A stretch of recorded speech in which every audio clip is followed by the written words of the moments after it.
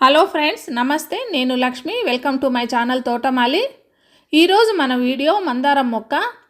ఒకవేళ మీ మందారం మొక్కను నాటి చాలా రోజులైనా ఇంకా మొక్క నుండి పువ్వులు రాకపోయినా, లేదా మొగ్గలు విడవక ముందే రాలిపోతున్నా, లేదా మొక్క ఆకులన్నీ పసుపు రంగులోకి మారుతున్నా, పువ్వులన్నీ చిన్న చిన్న సైజుల్లో వస్తూ ఉన్నా, దాని వెనక ఉన్న కారణాలేంటి, ఏ ఎరువులు ఇవ్వటం ద్వారా ఈ సమస్యలన్నింటికి పరిష్కారం దొరుకుతుంది, ఇవన్నీ కూడా ఈరోజు వీడియోలో తెలుసుకుందాము. ముఖ్యంగా 3 పాయింట్స్ ఈరోజు తెలుసుకుందామండి. మొదటి పాయింట్ ఏంటంటే, మందారం మొక్క నుండి అసలే పువ్వులు రాకపోవటం, దానికి కారణాలేంటి. ఇంకా సెకండ్ పాయింట్ ఏంటంటే, మొగ్గలు రాలిపోవటం, దానికి కారణాలేంటి. ఇంకా మూడో పాయింట్ ఏంటంటే, ఆకులు పసుపు రంగులోకి మారిపోవటం. ఈ 3 సమాచారాల కోసం ఈరోజు వీడియోను తప్పకుండా చూడండి. ఈ వీడియో ద్వారా మీకు చాలా ఉపయోగపడే ప్రయోజనాలన్నీ కూడా మీరు పొందగలరు. అన్నింటికంటే మొట్టమొదటి పాయింట్, మందారం మొక్క ఆకులన్నీ అకస్మాత్తుగా పసుపు రంగులోకి మారిపోవటం. ఈ మొక్కలో చూపించిన విధంగా పసుపు రంగులోకి మారిపోతూ ఉంటే దానికి కారణం ఏంటి, దాన్ని ఏ విధంగా పరిష్కరించుకోవాలి. మీ మందారం మొక్కలో సడన్గా ఆకులన్నీ పసుపు రంగులోకి మారుతూ ఉంటే దానికి కారణం మీరు నీళ్లు ఎక్కువగా ఇవ్వటం, దీనికి తోడు ఎండ కూడా తక్కువగా తగలటం. ఇది కాకుండా మీ గార్డెన్లో కొన్ని ఆకులు ఈ విధంగా ఉంటే ఒక్కసారి గమనించండి. ఆకు మధ్యలో ఈనెలు ఆకుపచ్చగా ఉండి మిగతా ఆకంతా కూడా పసుపు రంగులోకి మారటం. దీనికి 3 రకాలైన కారణాలు ఉంటాయండి. మొట్టమొదటిది మట్టిలో చారగుణం అనేది ఎక్కువగా ఉండటం. ఇంకొక రెండవ కారణము మట్టి బాగా బంకగా ఉండటం, దానివలన మట్టి అనేది తడి ఆరకపోవటం. ఈ 2 కారణాల వల్ల కూడా మొక్క వేర్లకు మట్టి నుండి ఐరన్, మెగ్నీషియము అందకపోవటం. ఈ కారణాల వలన ఆకులన్నీ కూడా ఎల్లోయిష్గా అయిపోతూ ఉంటాయి. ఇవి 2 కాకుండా మూడవ కారణం, మనం ఇచ్చే ఎరువులు లేదా ఫర్టిలైజర్స్లో ఐరన్, మెగ్నీషియము లేకపోవటం. అంటే ఐరన్, మెగ్నీషియం లేని ఫర్టిలైజర్ మనం ఇస్తూ ఉంటే దానివల్ల కూడా వాటి డెఫిషియన్సీ అనేది మొక్కలకి జరిగి మొక్కలు ఆ విధంగా తయారవుతూ ఉంటాయి. వీటి పరిష్కారాలలో మొదటి పరిష్కారం పూర్తిగా మన చేతుల్లోనే ఉంది. అదేంటంటే నీరు తక్కువగా ఇవ్వటం, ఇంకా మొక్కలకి బాగా ఎండ తగిలేటట్లు చూడటం. దీనివలన మొక్కలన్నీ కూడా హెల్తీగా పెరుగుతాయి. ఇంకా రెండవది, ఐరన్, మెగ్నీషియం లోపాలు సరిచేయటానికి ఒక లిక్విడ్ ఫర్టిలైజర్ని 15 రోజులకు ఒకసారి ఇస్తూ ఉంటే వీటి లోపం కూడా మనము సరిచేయవచ్చు. ఇది ఇవ్వటం వల్ల మట్టికి చారగుణం ఉండదు, ఇంకా మొక్కకు ఐరన్, మెగ్నీషియం కూడా అందుతుంది.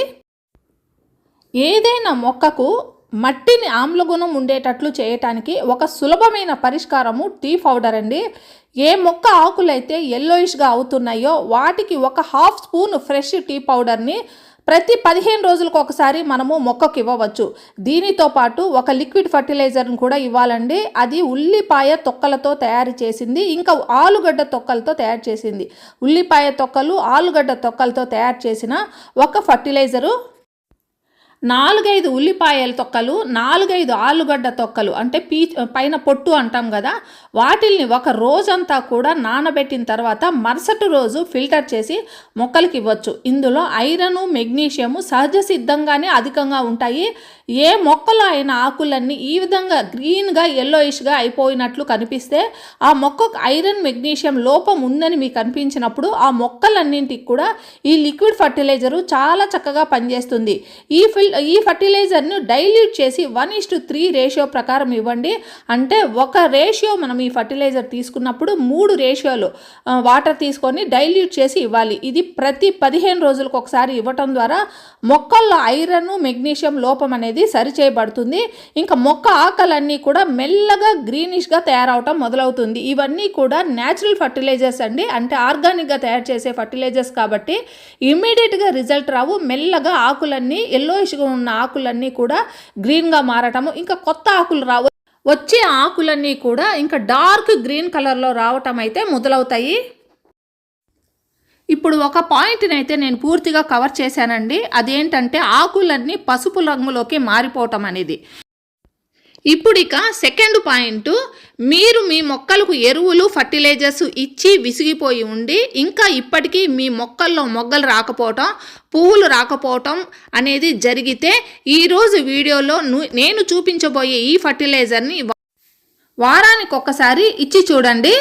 ఫ్రెండ్స్, ఇప్పుడు మీరు చూస్తున్న ఈ ఫర్టిలైజరు ఒక అద్భుతమైన ఫర్టిలైజరు. ఇది ఇవ్వటం వలన నా మందారం మొక్కలన్నీ చిన్న చిన్న పార్ట్స్ అండి, అన్నీ కూడా ఎన్ని మొగ్గలు పూలు వస్తున్నాయో ఇది కూడా ఇంట్లో తయారు చేసుకునే ఒక హోమ్ మేడ్ ఫర్టిలైజరు. చాలా ఈజీగా ఇంట్లోనే తయారు చేసుకోవచ్చు. దీనికి మనకు అవసరమైంది అరటి తొక్కలు మరియు ఉల్లిపాయ తొక్కలు. వీటితో తయారు చేసిన ఒక లిక్విడ్ ఫర్టిలైజరు.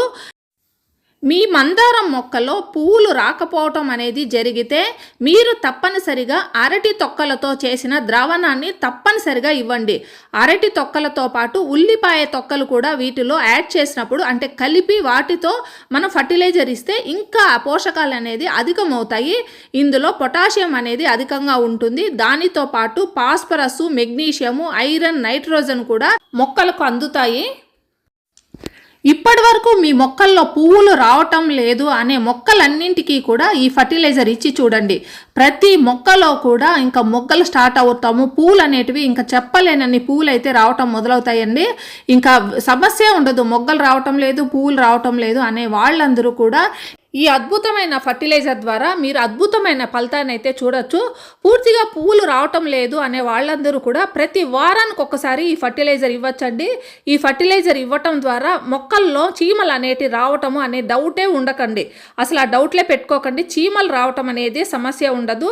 మళ్ళీ మొగ్గలు పూలతో మొక్క అయితే నిండిపోతుంది.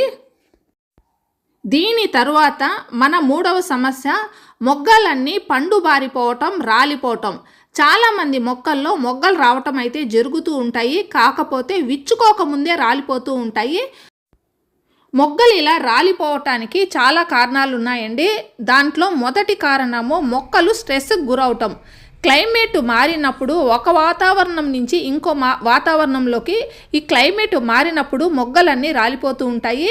లేదా మొక్కకు నీళ్ళు ఎక్కువైనప్పుడు, మట్టికి బాగా నీళ్ళు ఎక్కువైనప్పుడు కూడా మొక్కలన్నీ కూడా స్ట్రెస్కి గురవుతాం జరుగుతూ ఉంటుంది. ఇవి రెండూ కాకుండా ఇంకా మనము 2-3 రోజుల పాటు లేదా 4-5 రోజుల పాటు మొక్కకు నీళ్ళు ఇవ్వటం అనేది మానేసినప్పుడు మట్టి అనేది పూర్తిగా డ్రై అయిపోయి దానివల్ల కూడా మొక్క స్ట్రెస్కి గురయ్యి మొగ్గలు రాలిపోతూ ఉంటాయి. దీనితో పాటు సరైన ఎండ తగలకపోయినా కూడా మొగ్గలు పూర్తిగా డెవలప్ అవ్వకముందే రాలిపోతూ ఉంటాయి. కొంతమంది అంటూ ఉంటారు, మా మొక్కకి ఎండ బాగా తగులుతుంది, నీళ్లు కూడా తగు మోతాదులో ఇస్తూ ఉన్నాను, అయినా కూడా మొగ్గలు రాలిపోతూ ఉంటాయి అని.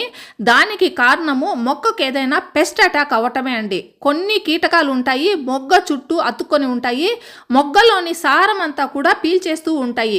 దీనివల్ల మొగ్గ అంతా కూడా బోలుగా మారిపోయి నిస్తేజంగా తయారయ్యి తరువాత మొగ్గ రాలిపోవటం అయితే జరుగుతూ ఉంటుంది. మట్టిలో కూడా కీటకాలు ఉంటాయండి. అవి మెల్లగా మొక్క మొదల నుంచి పైకి వెళ్ళి మొగ్గలు నాశిస్తూ ఉంటాయి. దీనికి మనం చేయాల్సిన పని ఏంటంటే, ముందుగా ఏ మొక్కకైతే ఈ ప్రాబ్లం ఉందో ఆ మొక్క మొదట్లో నీళ్ళు ఇవ్వటం మానేసి మట్టిని బాగా ఆరనివ్వండి. బాగా ఆరిన తర్వాత మట్టిని బాగా కలుపుకోవాలి కిందికి పైకి. ఇలా కలుపుకున్న తర్వాత 1 లీటర్ వాటర్లో 1/2 స్పూన్ పసుపు పొడి దీన్ని యాడ్ చేయాలండి. పసుపు అనేది ఒక న్యాచురల్ క్రిమి సంహారిని. దీన్ని ఇప్పుడు బాగా ఆరిపోయిన ఈ మొక్క మట్టికి ఇవ్వడం ద్వారా మట్టిలో ఉన్న కీటకాలన్నీ కూడా చనిపోతాయి. కాకపోతే ఈ పసుపు కలిపిన వాటర్ని మనము మట్టి బాగా డ్రై అయినప్పుడు మాత్రమే ఇవ్వండి. అలా కాకుండా మట్టి తేమగా ఉన్నప్పుడు ఈ పసుపు నీళ్ళు ఇవ్వటం వల్ల ప్రయోజనం లేదు. ఇలా ఇవి ఇచ్చిన తర్వాత ఇంకా మొక్కకు కూడా మనము ట్రీట్మెంట్ ఇవ్వాలండి. దానికి మనము ఏం చేయాలంటే, బేకింగ్ సోడా అనేది చాలా బాగా పనిచేస్తుంది. 1 లీటర్ వాటర్కి 1/2 స్పూన్ అంత బేకింగ్ సోడా కలపాలండి. నేను 2 లీటర్స్ వాటర్కి 1/2 స్పూను నేను బేకింగ్ సోడా కలుపుకుంటున్నాను. ఈ బేకింగ్ సోడా అనేది ఈ సమస్యలన్నింటికి, అంటే మొగ్గలు రాలిపోవటానికి కారణమైన మొగ్గ చుట్టూ ఉండే పెస్ట్ను కంట్రోల్ చేయడానికి ఈ బేకింగ్ సోడా అనేది బాగా పనిచేస్తుంది. ఇంకా మొగ్గలన్నీ చిన్న చిన్నగా రావటానికి కూడా మనకు కంటికి కనపడని కీటకాలు ఉండటమే అండి. అన్ని రకాలైన మీ కీటకాలు మనకు కంటికి కనపడవు. కొన్ని రకాలైన కీటకాలు కంటికి కనబడని కీటకాలు కొన్ని కనబడుతూ ఉంటాయి. తెల్ల తెల్లగా జిగటగా ఉండేటివి కనిపిస్తూ ఉంటాయి, కానీ కొన్ని కనపడవు. వీటన్నింటినీ కూడా కంట్రోల్ చేయడానికి ఈ బేకింగ్ సోడా చాలా చక్కగా పనిచేస్తుంది. కాకపోతే ఈ బేకింగ్ సోడాను సాయంత్రం పూట మాత్రమే ఇవ్వండి. దీని ఎఫెక్ట్ చాలా ఎక్కువగా ఉంటుంది. మార్నింగ్ టైమ్స్ ఎండ తగిలే టైము ఇచ్చినప్పుడు మొక్క ఆకులన్నీ కూడా ఎండిపోవటం అనేది జరుగుతుంది. ఈవినింగ్ టైమ్స్లో ఇచ్చినప్పుడు నెక్స్ట్ డే మార్నింగ్కి, అంటే 9-10కి మనకు ఎండ వచ్చే టైంకి దీని ఎఫెక్ట్ అనేది, అంటే ఎందుకంటే దీని ప్రభావం అనేది మొక్క అంతా బాగా తీసుకొని దాని రిజల్ట్ అనేది చాలా బాగుంటుంది.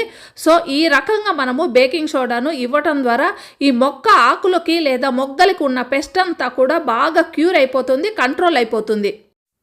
ఒకవేళ మీ మొక్కలో పెస్ట్ ఎక్కువగా ఉంటే ఒక రోజు మార్చి మరుసటి రోజు మళ్ళీ ఇది స్ప్రే చేయండి. ఈ విధంగా 3 సార్లు చేయటం ద్వారా మొక్కలో ఉన్న పెస్ట్ అంతా కూడా పూర్తిగా కంట్రోల్ అయ్యి ఇంకా మొక్కలు ఎలాంటి పెస్ట్ లేకుండా ఆరోగ్యవంతంగా ఉంటుంది. ఫ్రెండ్స్, ఈరోజు వీడియోలో 3 రకాలైన సమస్యల్ని ఏ విధంగా పరిష్కరించాలనేది నేను మీకు తెలియజేశాను కదా. ఈరోజు వీడియో మీకు అందరికీ బాగా నచ్చిందని నేను ఆశిస్తున్నాను. నచ్చితే ఒక లైక్, కామెంట్ ఇవ్వండి. మళ్ళీ మరో మంచి వీడియోతో మీ ముందుకు వస్తాను. అంతవరకు హ్యాపీ గార్డెనింగ్. Bye bye.